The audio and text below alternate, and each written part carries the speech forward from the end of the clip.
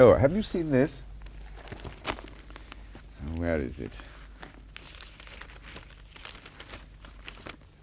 Oh, yes, here it is.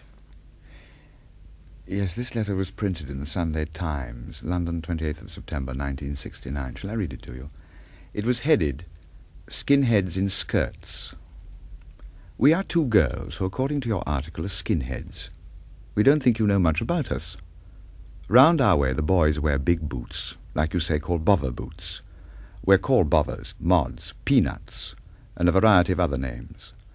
The boys have crops, like the boys in your picture, not crew cuts, and braces are worn with their Levi's.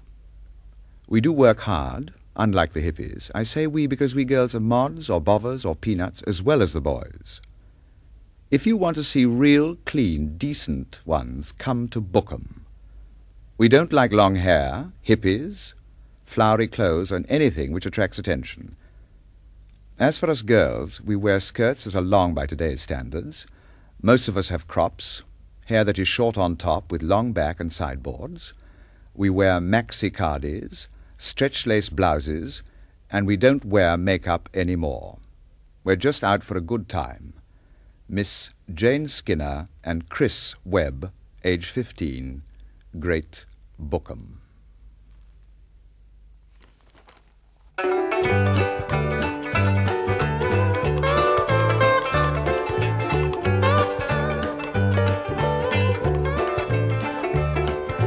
Billy was a queer, pilly sexy hippie. He wore gear, frilly hairy zippy, mohair in the winter, less hair in the summer. His mac was black, scarf immaculate, tied loosely, knots interfered with promiscuity. Beads that went all the way to eternity, especially on his trips around 3:30 did Billy the queer, pilly sexy hippie.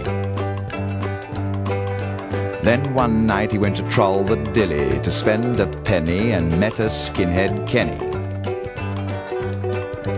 Kenny was one too many, a skinhead who hated plenty.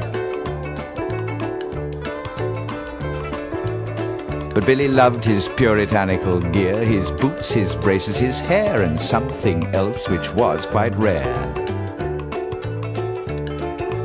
Kenny was a dour, pimply silly drear, whose only joy was knocking down a queer. So the moment his beetleless brows rose in frenzy, Billy gulped, zipped up, and looked less trendy. But crew-cut Ken and all his men stomped out in roundhead style. Their boots as small as size being 10, they had to walk in Indian file.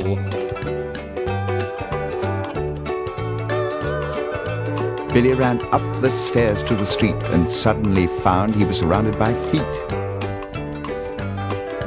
What was night became the day that lovely Ken didn't want to play. Instead he looked like some bad trip, not at all like any hopeful kip.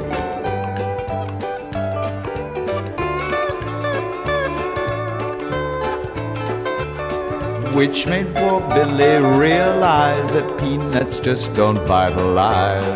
Thud, thud, socky, thud, thud, thud again went the magnificent 10. A thing into face, grab hair quickly, snip, snip, snip till all was prickly, flat. So, just like mine. What? Oh, poor Billy, no more hat size 9. But stop! Halt!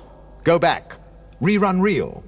What's that between Ken's clammy hand? A load of hay? Familiar material? A wig. Detached from yellow band? No, I must be canned. Underneath this golden mass is a head as bare As my ass. And what's this now? Barer still, peeping out in another thrill from torn blouse and button spill. A pair of skinnies.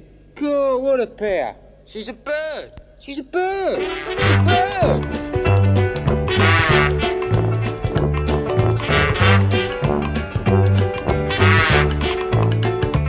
So Ken became a less dour, silly, pimply drear, 'cause Billy certainly was no pilly, sexy, hippie, queer.